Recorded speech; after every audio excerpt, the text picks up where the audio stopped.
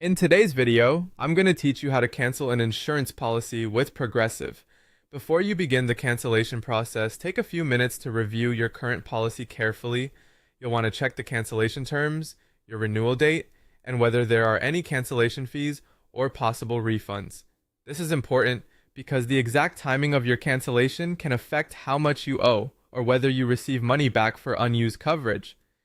If you're canceling because you're moving to a different insurance company, make sure your new policy is already purchased and set to begin before you cancel your Progressive policy.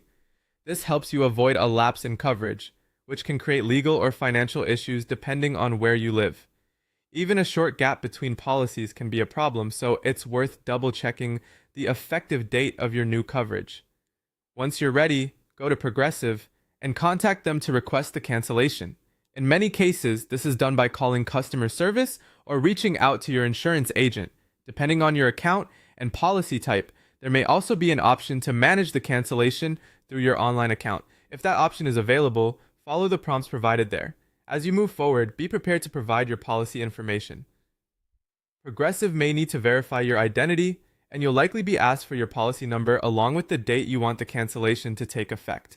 It's a good idea to decide on that cancellation date in advance so the process goes more smoothly.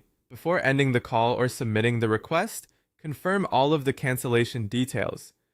Ask whether there is any final premium due, whether you should expect a refund, and whether any extra documents are required before the cancellation can be completed.